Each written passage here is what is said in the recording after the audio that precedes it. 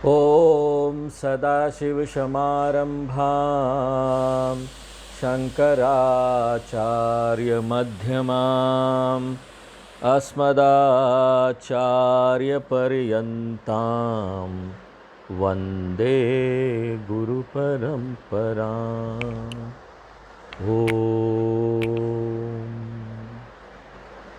तो हम लोग अभी तत्वबोध का अध्ययन कर रहे हैं और इसमें हमने चैप्टर 1, 2 और 3 देख लिया था और पिछले क्लास में चैप्टर 4 जो है ऐक्य विचार शुरू कर चुके थे। तो पहले हम लोग श्लोक नंबर 1 और 2 पढ़ते हैं।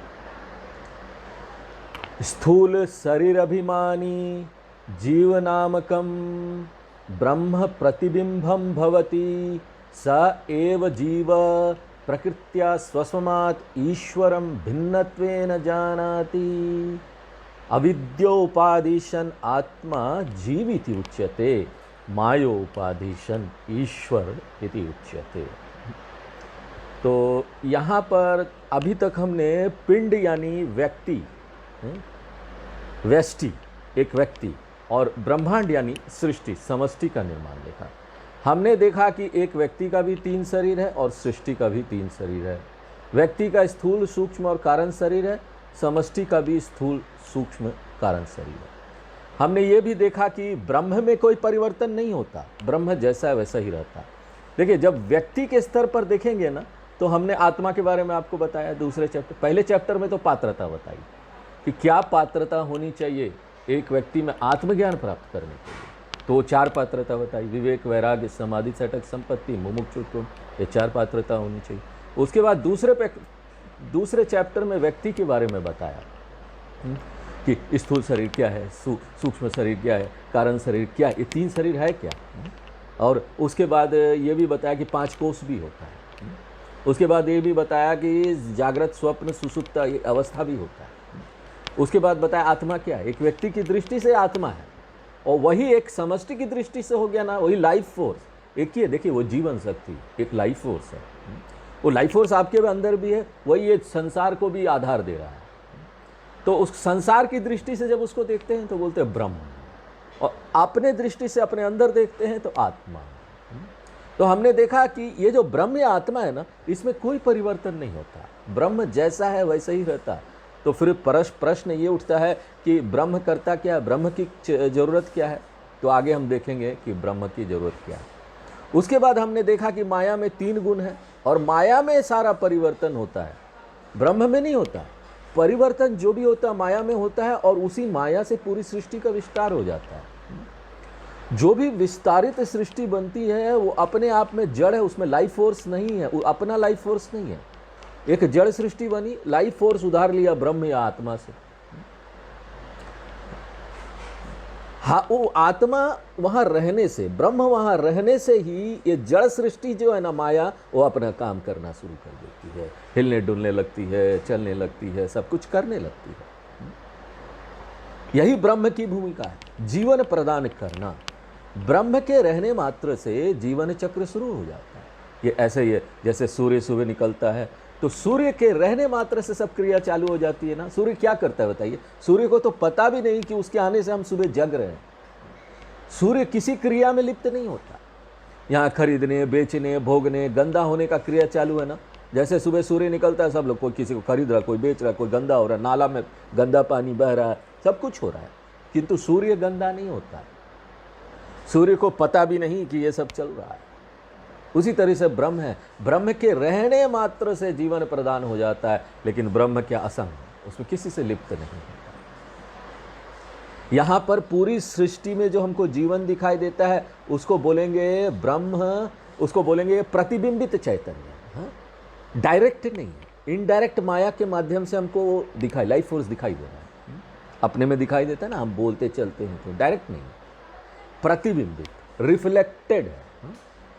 ऐसे जैसे पूरी सृष्टि मान लीजिए दर्पण है, शीशा है, और उसमें सूर्य की रोशनी प्रतिबिंबित हो रही है। पूरी सृष्टि में जितना भी शरीर है वो सब दर्पण है। माध्यम है ब्रह्म को चेतनता, ब्रह्म को न चेतनता को अभिव्यक्त करने के लिए वो माध्यम बन जाता है।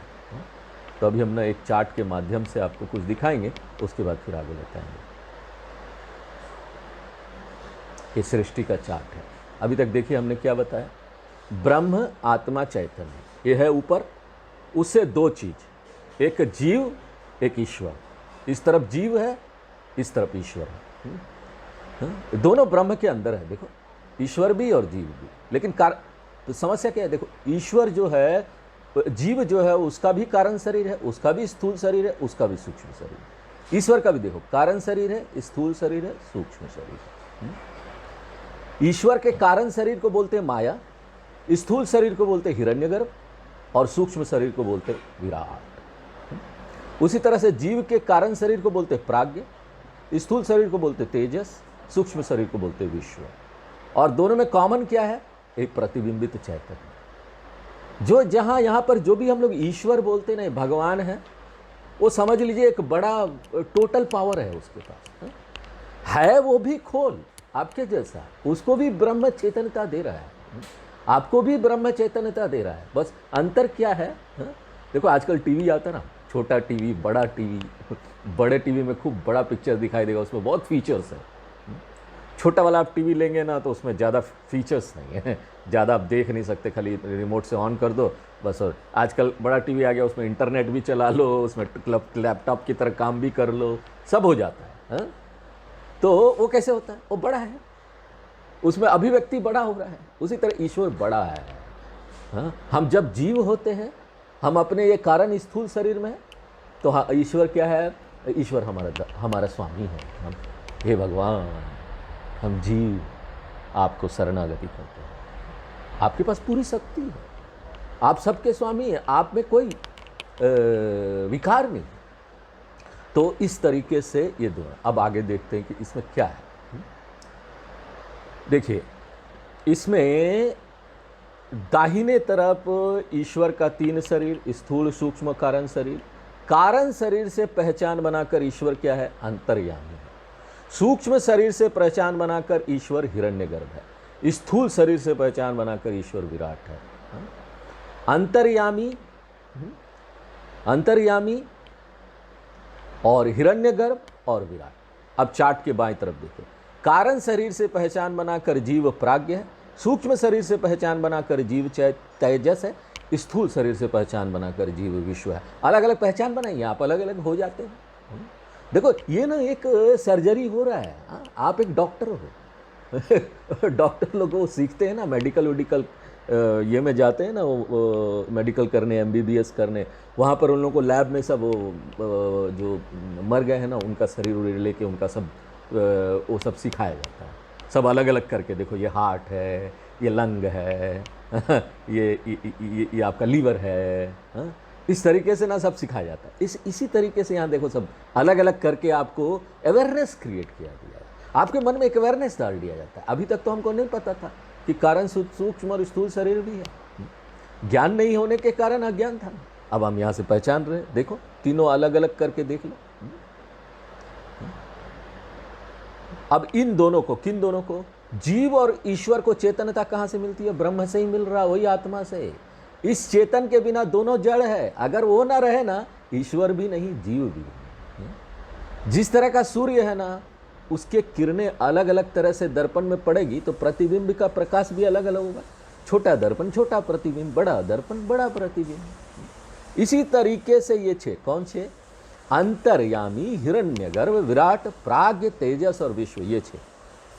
यानी जीव और ईश्वर क्या है, दर्पण है। एक छोटा दर्पण है, सीमित है, हम दास हैं भगवान आपके, और दूसरा एक बड़ा दर्पण है, सर्वज्ञ सर्वशक्तिमान स्वामी, सब जानता है ईश्वर।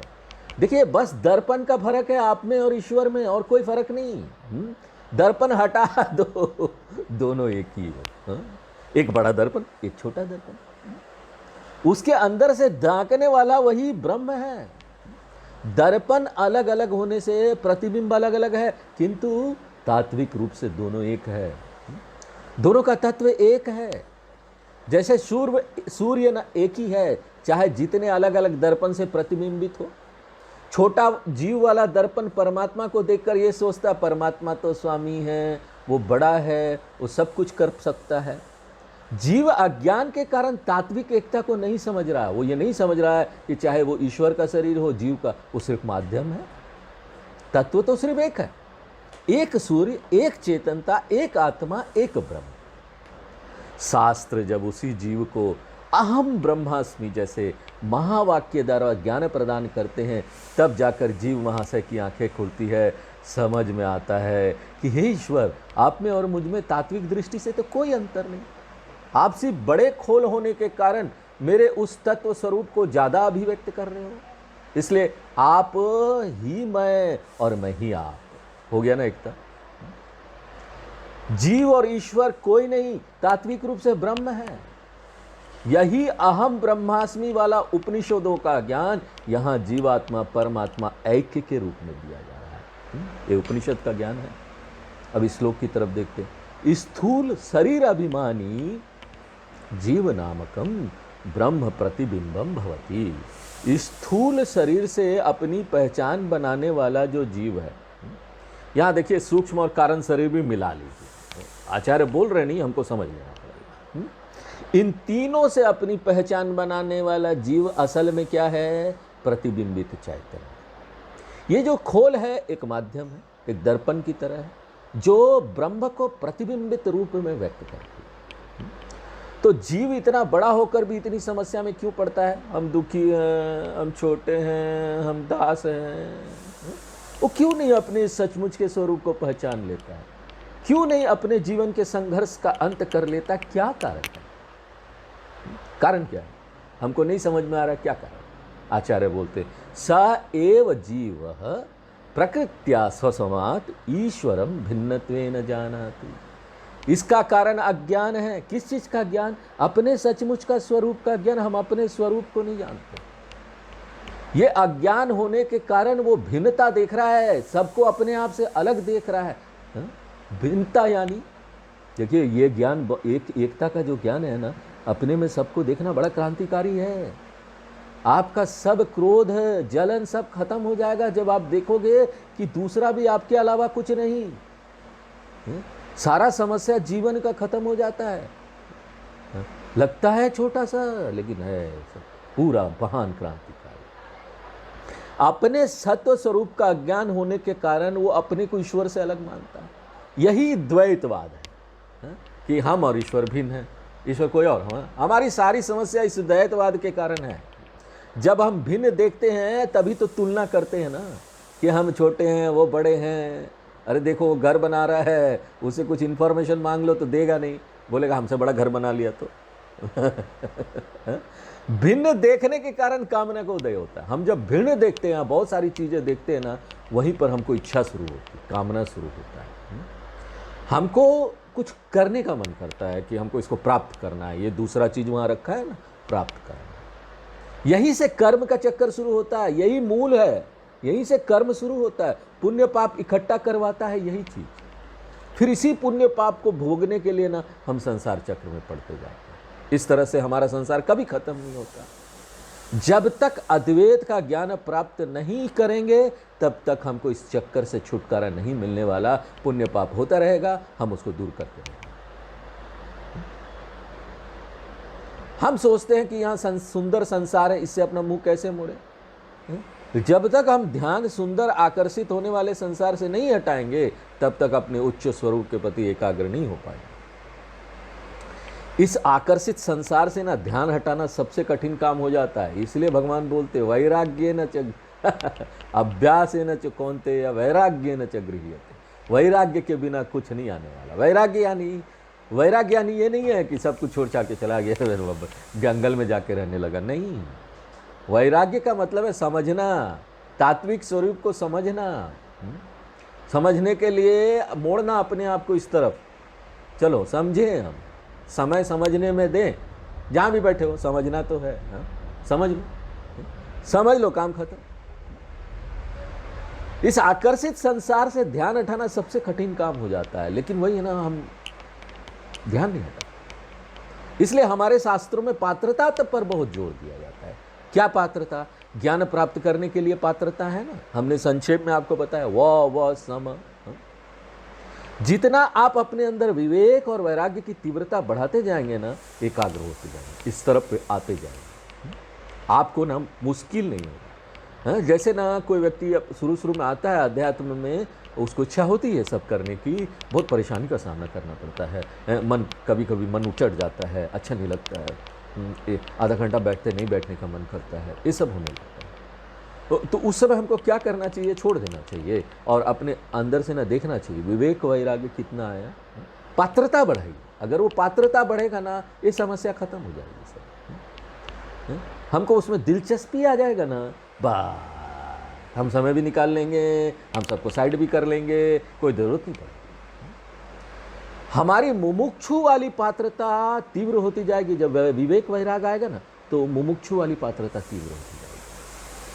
अंतिम समाधान हमको तभी मिलेगा जब हम एकता देख लेंगे। जब तक हम एकता नहीं देखते, हमको रुकना नहीं चाहिए बीच में कि थोड़ा मिल गया रुक गए, क्योंकि बाद में अगर आप सोचेंगे ना हमको बड़ा लाभ हो गया गीता से और एक दो ऐसे हमको लाभ हो गया और बीच में छोड़ देंगे, पूरा एंड तक नहीं पहुंचेंगे, तो शुरू में लगेगा ऐसा बेनिफिट मिल गया, लाभ हो गया, लेकिन कभी कोई ऐसी परिस्थिति आ जाएगी ना डेंजरस वाली, आप गिर जाएंगे, संभाल नहीं पाएंगे। इसलिए एंड तक जाना चाहिए। एंड क्या है? तात्विक एकता देखना एंड है। जीवात्मा और परमात्मा का एकता का अनुभव कर लीजिए, कोई शक नहीं होना चाहिए, दृढ़ निश्चय करना। यही एकता का अनुभव करना ब्रह्म का अनुभव, आत्मा का अनुभव है। इसी को बोलते हैं कि हम अद्वैत की स्थिति में पहुंच गए। आगे आचार्य हमको जीवात्मा और परमात्मा की परिभाषा भी बताते हैं। अविद्यो उपाधि सन आत्मा जीव इति उच्यते। जीव की परिभाषा आचार्य यहाँ पर दे रहे हैं। क्या?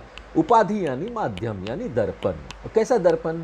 अविद्या का दर्पण। यहाँ कारण शरीर को अविद्या बोलते हैं, लेकिन इसमें सूक्ष्म और स्थूल शरीर भी मिला लीजिए। ये तीनों से पहचान बनाकर अविद्या में पड़ जाता है। उसको पता नहीं होता कि इसके अलावा भी कुछ है इस संसार में। प्राज्ञ, तेजस और विश्व को मिलाकर अविद्या। तो आत्मा जब अपने इस वाले खोल में रहता है तो उसको क्या बोलते हैं? जीवात्मा। जीवात्मा पहचान बना लिया, छोटा हो गया। उसके बाद ईश्वर किसको बोलते हैं? ईश्वर की परिभाषा बताते हैं, मायोपाधि सन ईश्वर इति उच्यते।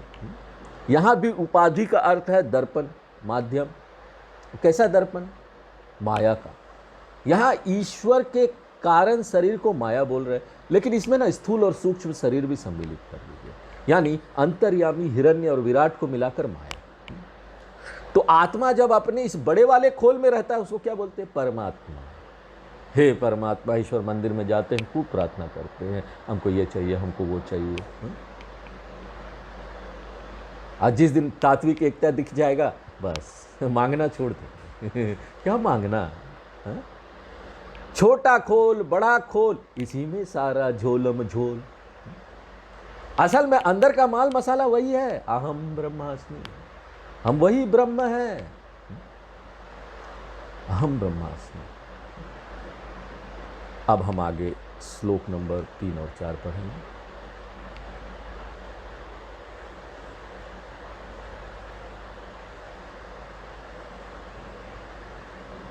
एवं उपाधि भेदात जीवोश्वर भेद दृष्टि यावत पर्यंतम तिष्ठति तावत पर्यंतम जन्म मरण आदि रूप संसारो न निवर्तते तस्मात् कारणात् न जीव ईश्वर्योर भेद बुद्धि स्वीकार्या।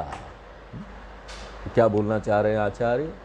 कि यहाँ पर जीव आत्मा और परमात्मा की एकता जानने के लिए हम इतना मेहनत क्यों करें? बोलिए। यहाँ पात्रता सबसे डेंजरस पात्रता है। वो पात्रता प्राप्त करने में ना बरसों लग जाते हैं भाई साहब। ये 4 पात्रता प्राप्त करने में बरसों लग जाते हैं। पात्रता का विकास करें। पात्रता का विकास करना कितना कठिन काम है। वैराग्य की बात कर रहे हैं, त्याग की बात करते हैं। यहाँ इतना सुंदर संबंध है, इतनी सारी सुंदर चीज़ें हमने इकट्ठा कर ली है। इसलिए ये सब कठिन काम करने से पहले पता होना चाहिए ना लाभ क्या मिलेगा। अगर लाभ अच्छी तरीके से हृदय में गड़ गया ना, एक बार लाभ का गड़ गया ना, हम सब ऐसे बेकार है, लाभ तो उधर है।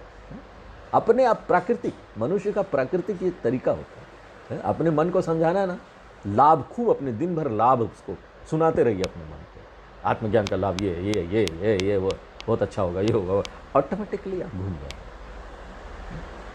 लेकिन लाभ बताने से पहले आचार्य हमको क्या बता रहे हैं कि हानि क्या होगा। हमको प्रश्न पूछना चाहिए, हम क्यों इतना भुगत रहे हैं, पीड़ा प्राप्त कर रहे हैं, संघर्ष कर रहे हैं, क्या कारण है और इसका समाधान क्या है। आचार्य बोलते हैं एवं उपाधि भेदात जीवेश्वर भेद दृष्टि यावत पर्यंतम तिष्ठति। जब तक देखिए माध्यम दर्पण खोल के कारण हम यहाँ भेद बुद्धि रखकर अपना जीवन चलाते रहेंगे। कैसा भेद बुद्धि, ईश्वर अलग है, जीव अलग है, ईश्वर स्वामी है, हम दास हैं। ऐसा भेद बुद्धि से क्या होगा, तावत पर्यंतम जन्म मरण आदि रूप संसारो न निवर्तते, तब तक जन्म मरण रूपी संसार चक्र खत्म होने वाला नहीं। जब हम वेदांत में संसार चक्र बोलते हैं तो इसका क्या अर्थ है, इसको हमको अच्छी तरीके से समझना चाहिए, क्योंकि ये आगे हमारे शास्त्रों में बार बार आएगा। संसार चक्र, संसार चक्र, संसार चक्र, इस शब्द का क्या अर्थ है, संसार चक्र। यहाँ देखिए संसार का अर्थ दुनिया नहीं है, सामान्यतः हम संसार का अर्थ यही समझते हैं, किंतु वेदांत में ये संसार नहीं है। फिर क्या है, ये जो जन्म और मृत्यु के बीच का समस्या वाला जीवन है ना, इसी को संसार बोलते हैं। जन्म और मृत्यु के बीच क्या आता है, भय, असुरक्षा, अशांति, कल क्या होगा, कल क्या होगा। किसको भय नहीं है अंदर से, अगर कोई बोलता नहीं है ना, झूठ बोलता है। ये 6 विकार शरीर में होते हैं, स्थूल शरीर में। वो क्या है, अस्ति, जायते, वर्धते, विपरीणमते, अपक्षीयते, विनश्यति। जन्म और मृत्यु के बीच का विकार, ये सब होता है। इसके बीच जो उथल पुथल जीवन में रहता है ना, इसको संसार बोलते हैं। हमेशा भविष्य को लेकर हमारे मन में असुरक्षा बनी रहती है, क्योंकि हमको पता नहीं आगे क्या होने वाला है। यह असुरक्षा बाहर की चीज़ों को लेकर होता है, संबंधों को लेकर होता है, या अपने शरीर को लेकर होता है। संबंध कब तक बनाएंगे, आज कोई नहीं, झगड़ा चलते ही रहता है। मियाँ बीवी का तो झगड़ा जगत प्रसिद्ध है, जब देखो तब। हमारे पास कोई वस्तु है तो ऐसा लगता है चला ना जाए। आप बोलेंगे गुरुजी को क्या पैसा है, गुरुजी भी गृहस्थ है, पता है उनको क्या क्या होता है पति पत्नी में। तो हमेशा संबंध बनाए। आजकल क्या हो गया है, पूरा जीवन ना पति पत्नी कैसे संबंध बनाए रखे उसी में चला जाता है। रोज रोज बोलो I love you, I love you, कुछ गड़बड़ ना हो जाए, हमारा रिश्ता खराब ना हो जाए। रिश्ते को बनाए रखने के लिए पूरा समय खत्म हो जाता है भैया। खोने का भय लगा रहा तो खो ना दे। किसी के साथ संबंध है, भाई पता नहीं संबंध खराब हो जाए, छोटी छोटी बातों पर आजकल संबंध तोड़ने की धमकी आ जाती है। आजकल हम सुनते हैं नई नई शादी हुई पति पत्नी एक दूसरे को धमकाते रहते हैं, हाँ हम छोड़ देंगे, आज संबंध तोड़ देंगे। इसलिए पूरा जीवन भय बना रहता है कि ठीक ठाक एक साथ रहते रहे भैया, इसलिए आई लव यू बोलते रहे। और उसके बाद दूसरे तरफ से इसका जवाब आए, उसकी भी प्रतीक्षा होती है कि भाई वो बोल रहा है कि नहीं, या बोल रही कि नहीं। और थोड़ा ज़्यादा उम्र के हो जाएं तो फिर यह भय बना रहता है कि अभी तो शरीर का स्वास्थ्य ठीक चल रहा है। बूढ़े लोग ना पता नहीं हमेशा करते रहेंगे, पता नहीं क्या होगा, शरीर ठीक होगा कि नहीं, मर तो नहीं जाएंगे। देखिए भाई, ज़्यादा बूढ़े हो गए तो संसार, मेडिकल प्रॉब्लम तो नहीं आ गया, पैसा कहाँ से आएगा। ज़्यादा मेडिकल प्रॉब्लम, हॉस्पिटल में एडमिट होना पड़ा था। ज़्यादा बूढ़े हो गए तो संसार के जाने की प्रतीक्षा होती है, वो भी पता नहीं पहले कौन जाएगा। पति भगवान से प्रार्थना करता है, भगवान ये जो मेरी पत्नी है ना, वो अकेले नहीं, बेचारा देखो कितना सोचता है अपनी पत्नी के लिए, वो अकेले नहीं रह पाएगी, इसलिए ना पहले उसको उठा लेना, बाद में मुझे उठाना। क्यों, कि बेचारी संसार में अकेले नहीं रह पाएगी भगवान, मैं तो अकेले रह लूँगा। तो पूरे संसार में यहाँ खतरा ही खतरा है, आपको देखना है खतरा कितना है।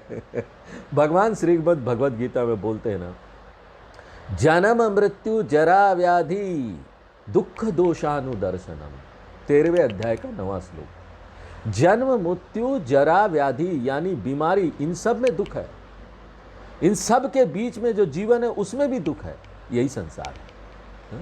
हमको ये भगवान बोल रहे, देखिए आप दर्शन कीजिए, जन्म और मृत्यु के बीच में जरा व्याधि और दुख का दर्शन कीजिए, तब जाकर आपका ना वहां से मन हटेगा।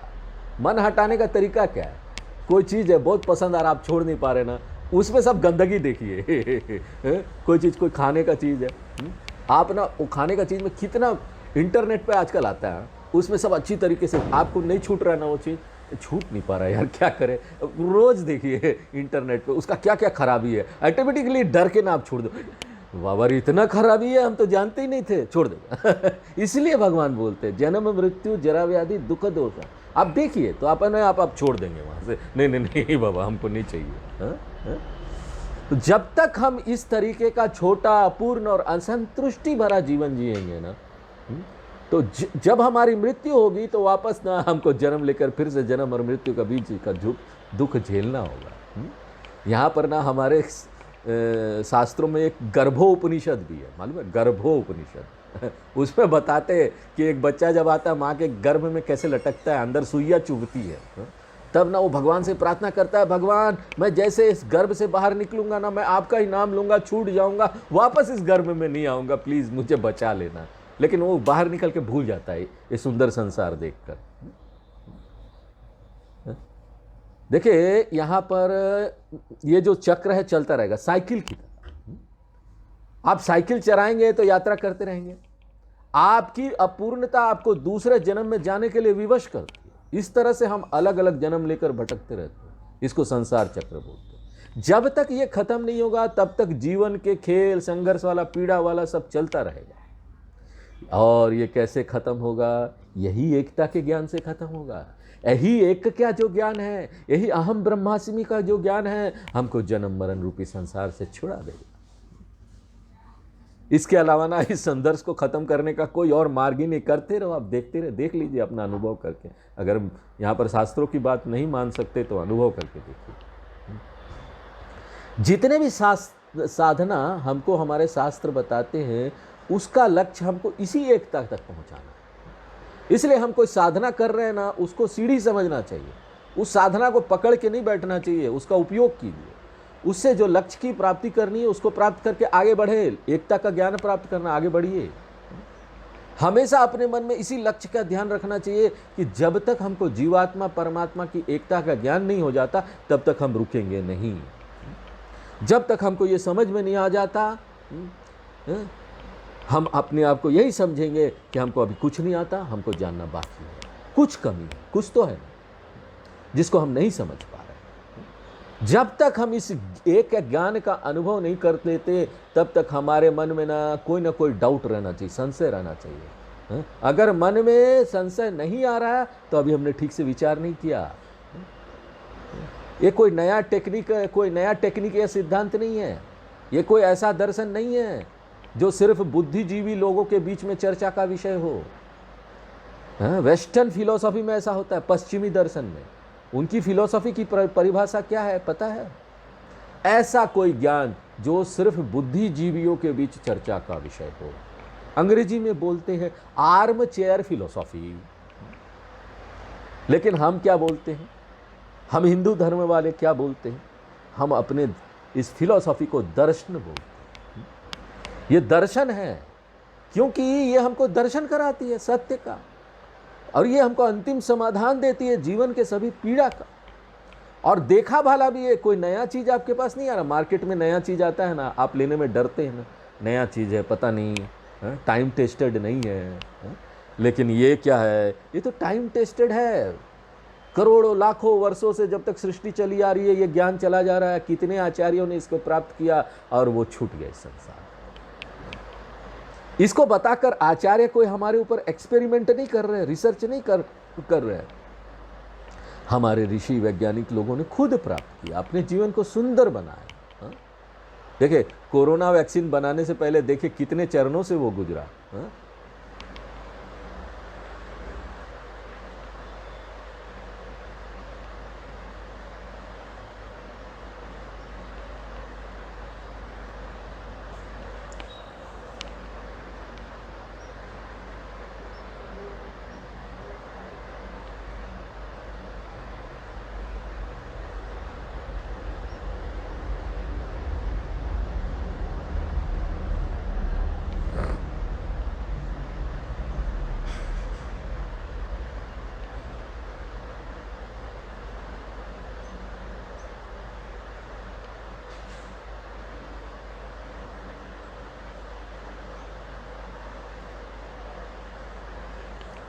हरिओम।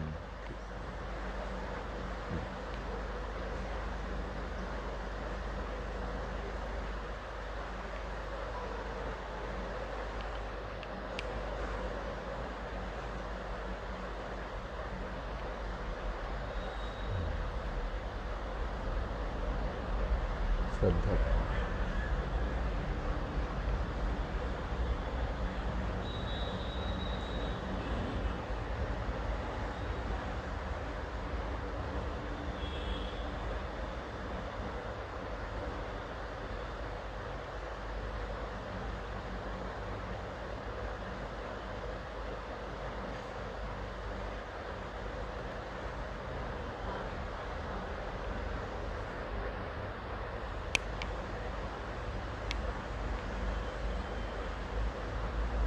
आ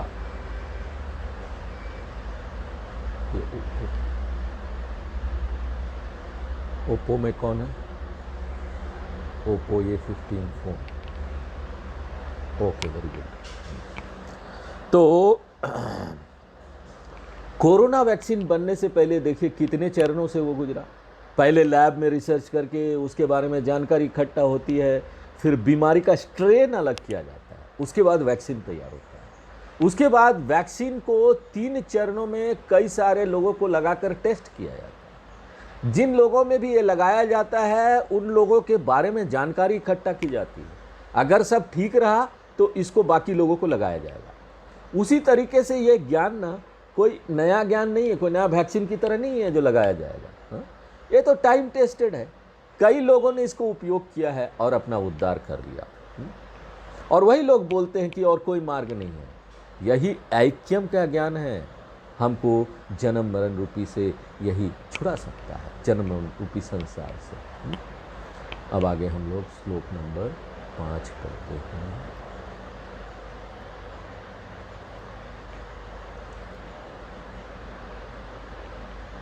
ननु साहंकारस्य किंचिदज्ञस्य जीवस्य निर्हंकारस्य सर्वज्ञस्य ईश्वरस्य तत्वमसीति महावाक्यात् कथम भेद बुद्धि स्यात् उभयो विरुद्ध धर्माक्रांतत्वा।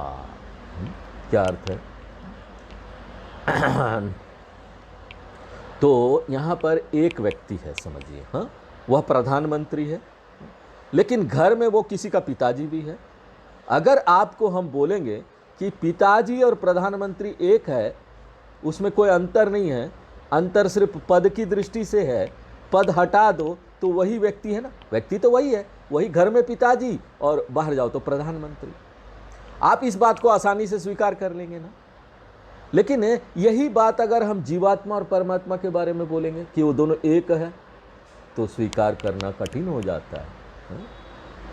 हम अगर आपको बोलेंगे कि वही आत्मा अविद्या की उपाधि लेकर जीवात्मा है और वही आत्मा माया की उपाधि लेकर ईश्वर है, उपाधि यानी माध्यम, खोल, यानी जीवात्मा माइनस अविद्या कर दीजिए या फिर जीवात्मा माइनस स्थूल सूक्ष्म शरीर कर दीजिए तो क्या हो जाएगा? आत्मा हो जाएगा। हम जीवात्मा है, उसमें से माइनस कर दीजिए स्थूल सूक्ष्म कारण या फिर अविद्या। ईश्वर है ना, उसमें से माया माइनस कर दीजिए या फिर ईश्वर में से स्थूल सूक्ष्म कारण शरीर माइनस कर दीजिए, आत्मा हो जाएंगे दोनों। तो आप बोलेंगे ये कैसे हो सकता है? ईश्वर तो इतना बड़ा है, जीव और ईश्वर एक कैसे हो सकता है? जीव यानी हम ईश्वर के भक्त हैं, भक्त और भगवान एक कैसे हो सकते हैं? कई भक्त लोग आते होते हैं ना, वो डर जाते हैं, ये बोलते स्वामी जी ऐसा आप बोल रहे, ये पाप है, हम और भगवान कैसे एक हो सकते हैं? देखिए ये हमारा अहंकार है कि हम भक्त होकर हम भगवान के समकक्ष मान रहे हैं अपने आप को। हम बोलते हैं हम भगवान की तरह है। देखिए इसमें एक बात समझिए, बहुत पहले से लोग ये मानते आए हैं कि धरती ब्रह्मांड का मध्य है, धरती सेंटर है बोलते थे, और उसके चारों तरफ सूर्य वगैरह चंद्रमा घूमते हैं। चर्च के सारे धार्मिक ग्रंथ ना इसी पर आधारित थे, क्रिश्चियनिटी में, कि धरती ब्रह्मांड का मध्य है। करीब 3rd सेंचुरी BC में, बहुत पहले की बात है, बहुत दबे रूप में इस बात की चर्चा होने लगी कि सूर्य जो है ना वो ब्रह्मांड का मध्य है, ना कि धरती ब्रह्मांड का मध्य है। लेकिन खुलकर कोई सामने नहीं आ रहा था, डर रहे थे सब क्योंकि उसमें उस समय ना क्रिश्चियनिटी में चर्च का बड़ा दबदबा था, सब कुछ चर्च के हिसाब से चलता था। लोगों को जान से मार दिया जाता था अगर चर्च की बात नहीं सुनते थे तो।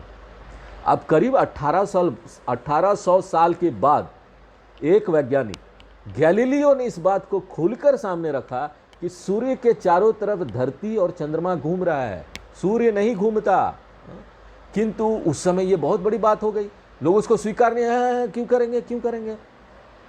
उस समय कोई चर्च की शिक्षा के विरुद्ध कार्य करता था ना, उसको दंड दिया जाता था। हम लोग सोचते हैं क्रिश्चियनिटी में चर्च वाले बड़ा उदार हृदय वाले लोग हैं, नहीं, उनका हिस्ट्री देखेंगे ना, वो लोग बहुत फंडामेंटलिस्ट है। चर्च ये मानती थी कि धरती ब्रह्मांड का मध्य है। सोचिए उस समय के आसपास शंकराचार्य जी हमारे यहाँ शास्त्रार्थ कर रहे थे, हमारे यहाँ विचारों की स्वतंत्रता थी, है? और वही चीज देखिए उस समय गैलीलियो को वहां चर्च ने कितना यातना दिया। चर्च वालों ने उसको बहुत यातना दिया, पकड़ के जेल में बंद कर दिया और बोलने लगे पापी है, पापी है, मारो, पत्थर फेंको इसके ऊपर। ऐसा बोलना पाप है। और हमारे यहाँ शंकराचार्य जी जगह जगह जाकर विचारों को फैला रहे थे।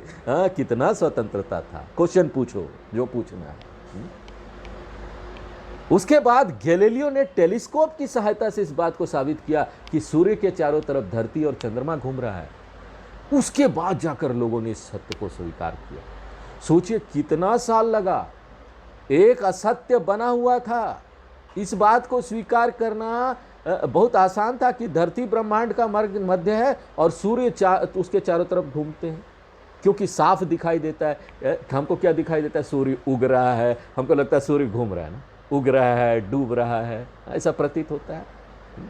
अगर इसको गलत साबित करना है जो दिख रहा है, उसके लिए कितनी खोजबीन करनी पड़ी, टेलीस्कोप की जरूरत पड़ी। बिना टेलीस्कोप के ना चर्च ने भी नहीं माना।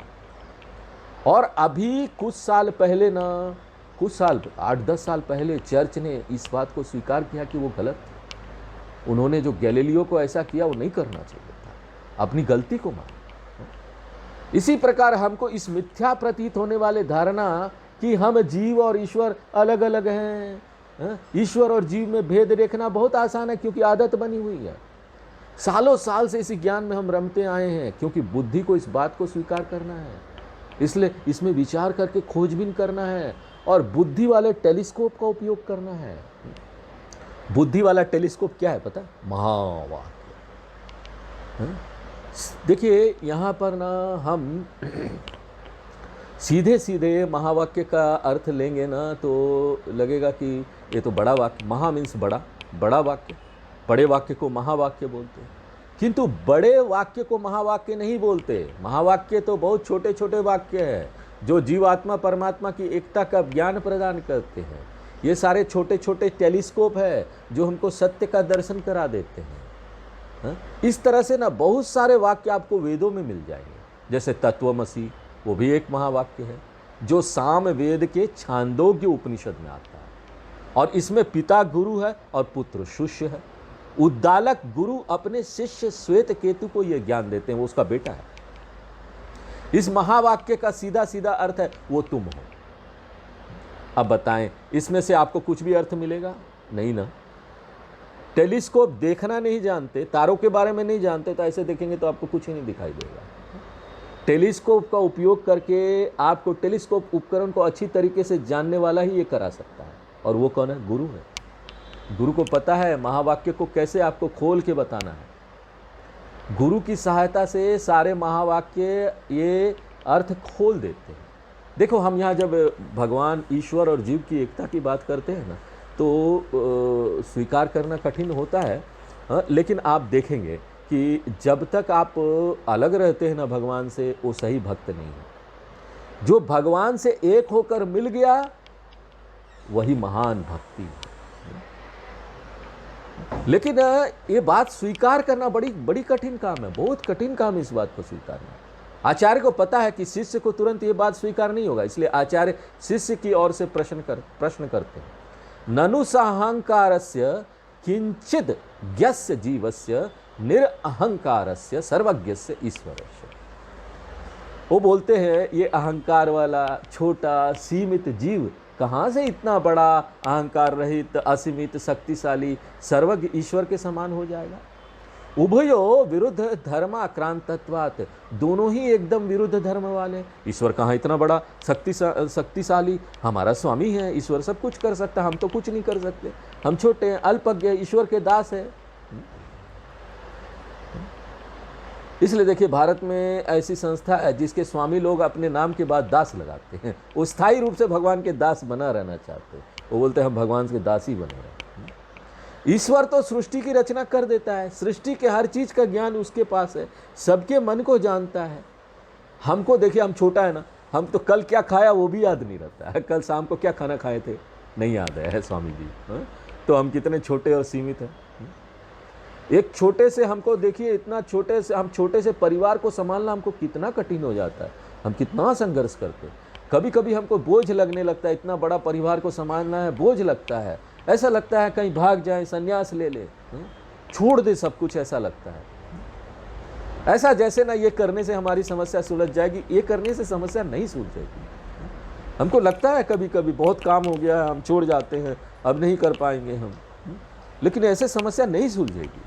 समस्या ज्ञान से सुलझेगी, हमारी समझ से सुलझेगी। तत्वमसीति महावाक्य कथम भेद बुद्धि स्यात्। हम जब ये तत्वमसीति वेदों का, उपनिषद का ये ज्ञान है अच्छी प्रकार से समझ लेंगे, तभी जाकर हमारी समस्या सुलझेगी। और कुछ भी करते रहिए ना, भागने का प्रयत्न कीजिए, छोड़ने का प्रयत्न कीजिए, नहीं होगा। जहां भी जाएंगे वहां काम तो मिलेगा ही मिलेगा, जहाँ भी जाएंगे वहाँ लोग तो होंगे ही होंगे। हम अगर देखिए यहाँ पर ऋषिकेश हरिद्वार में भी चले जाए तो वहाँ जाएंगे तो ऊपर हमारे स्वामी जी बोलते हैं कि एक बार तो वो गए, बोले चलो भाई संन्यास लेने से पहले ना एक बार वहाँ सन्यासियों से मिलाते हैं कि सन्यास वाला जीवन कैसा होता है, सन्यास लेना चाहिए कि नहीं लेना चाहिए। मन में बड़ा दृढ़ ये चल रहा था। वो जाते हैं, वहाँ जाके ज़्यादा सोचते चलो बड़े सन्यासी, बड़े महात्मा लोग मिलेंगे। आजकल तो सब जगह आदमी पहुँच गए। उत्तर काशी, ऋषिकेश से ऊपर वहाँ जाते हैं तो वहाँ पर बड़ा बोर्ड लगा हुआ है, अक्षय कुमार का ऐड लगा हुआ, Akshay Kumar is welcoming you, Akshay Kumar welcomes you to Uttarkashi. अब बोलिए अब सब जगह पहुँच गए लोग, वहाँ बड़ा मार्केट बन गया है। वहाँ पर क्या नहीं मिलता है, बड़ा बड़ा डैम बन रहा है, वहाँ पर कॉलोनी बन गई है, सब कुछ मिलता है। फिल्म हॉल भी हो गया, थिएटर भी हो गया, आपको क्या चाहिए। तो ना कहीं जाने से समस्या नहीं सुलझेगी, जाना नहीं है, हमको इस बात को समझना है। अगर हम इस ज्ञान को समझ गए, हम बहुत बड़े व्यक्ति हो जाते हैं। हम बोलते हैं ना कि हम और ईश्वर में भेद क्यों हम देखें, वो तो हमारे भगवान है, हम उसको भक्ति करते रहना चाहिए। जब आप ईश्वर से भेद का ये ज्ञान प्राप्त कर लेते हैं ना, तो ये दुनिया भी आपको अपनी लगने लगती है। अभी तो हम डरते हैं किसी दुनिया में किसी को अपनाने में, इतने बड़े हो जाते हैं ना, हम बड़ा बड़ा काम करना शुरू कर देते हैं आसानी से। अपने परिवार के सभी लोग हमको अपने से ज़्यादा अपने लगने लगते हैं, क्योंकि उसके अंदर भी वही भगवान है। किसको भगाओगे? तुम भी वही भगवान हो ना माँ, तुम भी वही भगवान हो ना पिताजी, तुम भी वही भगवान हो ना मेरे बहन, तुम भी वही भगवान हो ना, सब अपने हैं। अब पड़ोसी पड़ोसी को अलग कर दीजिए, वो नहीं है, नहीं ऐसा नहीं चलेगा भैया, पड़ोसी भी अपने हैं, पड़ोसी भी अपने ही हैं। पड़ोसी को कैसे नहीं बोल सकते, उसके अंदर भी जीवन शक्ति है ना। ठीक है स्वामी जी, सामने का कुत्ता नहीं है, कुत्ता भी है, उसके अंदर भी वही जीवन शक्ति है। किसको अपना नहीं बोलोगे भाई साहब? ऐसा व्यक्ति कितना सुंदर होगा मालूम है? वो कोई झूठ नहीं बोलेगा, कोई चोरी नहीं करेगा, प्रकृति के रूप से नहीं करेगा। वो बोलेगा मैं अपनों से झूठ बोलूँगा, अपनों से चोरी करूँगा, अपनों से खराब रहूँगा, ऐसा नहीं हो सकता। भ्रष्टाचार करूँगा सरकार में जाकर।